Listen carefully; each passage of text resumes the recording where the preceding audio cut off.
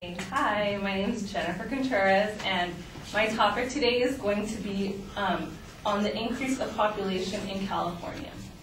My major claim is the increase of population will have significant negative effects on California. With that being said, the first major problem, which is also my first major claim, is the increase of population in California will negatively impact land use. Because more people leads to more land development. For example, if more people move to a certain region, then they have to build more houses, along with grocery stores, shopping malls, schools, more roads, streets, freeways, and it just leads to a lot of commercialization. And this ties in with more land development will lead to less agricultural space to farm and grow food. Less land also equals agricultural animals. Less land equals less agricultural animals such as chicken farms, pig farms, and cow farms. I know that many of you are thinking that we really don't need a lot of land with the many new manufacturing techniques in agriculture, but according to the authors of How Many Americans, these manufacturing techniques require so much energy that land is still negatively affected, causing environmental damage such as ozone depletion, soil erosion, and pesticide poisoning to underwater supplies. The second major problem, which is also my second claim, is that the increase of population in California will lead to food shortages. Because more people leads to more food being consumed, and if more food is being consumed, then the agriculturalist will not be able to meet demands because food is being consumed at a faster rate than it's being produced. For example, according to the author COF, which wrote Overpopulation, I don't know if you guys knew this, but it takes 3 to 16 pounds of stock live food, like legumes and whatever that certain animal eats, to just produce 1 pound of meat. This also leads and ties in with the problem of need versus want, because our society is an agrarian society, meaning we depend on agricultural to grow our food and take it to the grocery stores, because that's where we go get our food.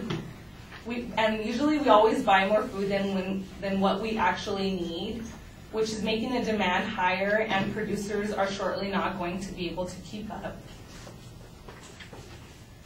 The third major problem, which is my third major claim, is increase of population in California will lead to a decrease in water supplies.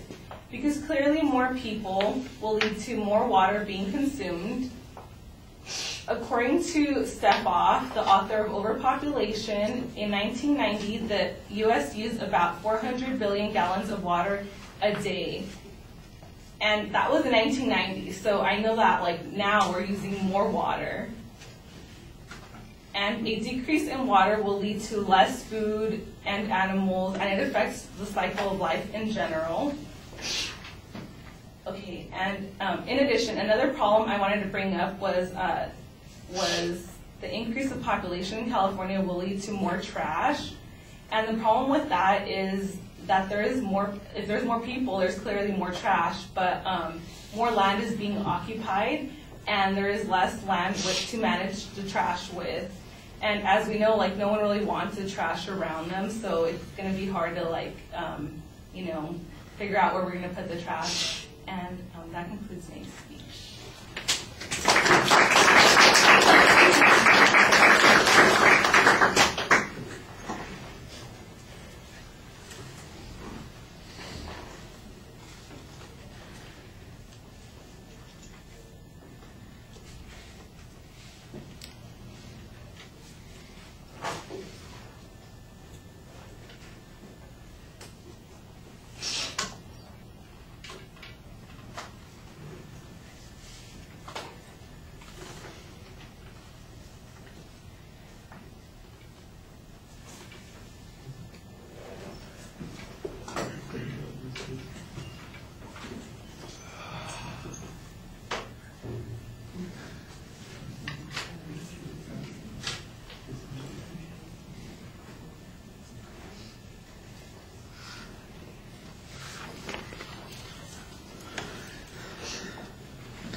All right, Jennifer, the proposition is very clearly identified.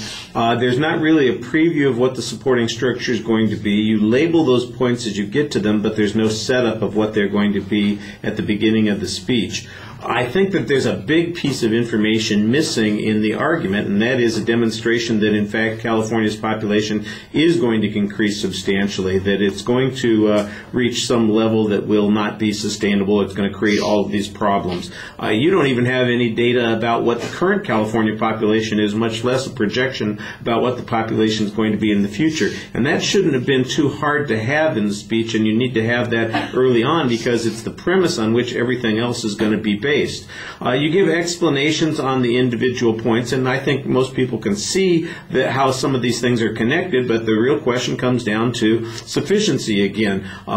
If we have insufficient land available for agricultural uses, well, then you need to demonstrate that. But I didn't hear any data that says we have limited agricultural land. So if we have to use more in order to feed ourselves and to feed the animals that we're going to eat, where's the data that says that we don't have enough of that land, or that we have enough now, but we're not going to have enough 15 years from now when we've got 15 million extra people or something along those lines? That's the part of the argument that is really missing, and you really need to have that in order for this to be convincing. The same thing is true on some of the other points. For instance, on your point about water use, the only data that you have here is what water use was back 25 years ago or 20 years ago in the United States, but we don't have any contemporary data on water use, and we don't have any demonstration that there are shortages of water, and as a result, we need to be careful about what we're using.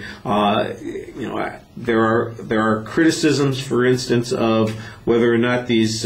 I thought you kind of had this built-in argument on the food issue, for instance, because you're thinking about factory farming and it uses less land and all those sorts of things, and you've got an argument built in against that. Well, how come you didn't build in an argument against recycling on water issues, for instance? That seems to be one of the things that's facing California especially, and I don't think there's any shortage of information on water problems in California, so it really feels like it's been underdeveloped there. I do think that you do a nice job talking to the audience. You kind of explain the individual points and how they're supposed to work. I didn't think there was much development of the trash argument at all. It just seems like it's kind of tossed in there at the end, and I didn't hear any data on it. So the shortage of information is the biggest issue that I think you're facing. All right, thank you.